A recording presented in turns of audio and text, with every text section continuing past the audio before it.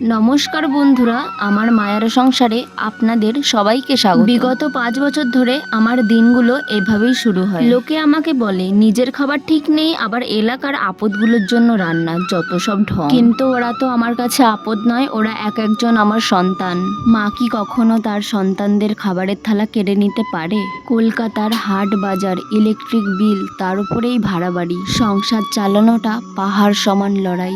আর এত কিছু সবটাই আমার বাবার একার কাঁধের ওপর আছে। কিন্তু ওই যে ওদের ওই খিদে তৃপ্তি মুখগুলো দেখলে মনে হয় আমারও খিদেটা বুঝি মিটে গেল। প্রত্যেক দিন গালমন্দ শুনি, ওদের জন্য নাকি রাস্তা নোংরা হয়, ওদের জন্য নাকি মানুষ ঘুমাতে পারে না। আমি বুঝি না, রাস্তাটা কি কারোর পৈতৃক সম্পদ? ঈশ্বরের সৃষ্টিতে তো অধিকার সবার সমান, কিন্তু আমি তো ভাড়াটিয়া, তাই আমার প্রতিবাদ করার অধিকারটুকু নেই। এখানে টাকা পয়সা আর প্রতিপত্তি থাকলেই তাকেই সম্মান দেওয়া হয়। সবাই বলে ওদের জন্য নাকি পরিবেশ নোংরা হয়, কিন্তু যারা রাস্তাঘাটে পান খেয়ে পানের পিক ফেলে, প্লাস্টিক ছড়ায়, যেখানে সেখানে টয়লেট করে, তাদের বেলায় নিয়ম কোথায়? যারা রাস্তাঘাটে মেয়ে কিংবা মহিলাদের দেখে টোন কাটে, সম্মান করতে জানে না, তাদেরকে নিয়ে প্রশ্ন কেন ওঠে না? অবলা জীবগুলোর মুখ নেই বলে কি এরা অপরাধী? আমার অসহায়তা দেখে আপনারা অনেকেই এগিয়ে এসেছেন। বিন্দু বিন্দু করে পাঠানো আপনাদের সাহায্যেই ওদের চিকিৎসা চলছে।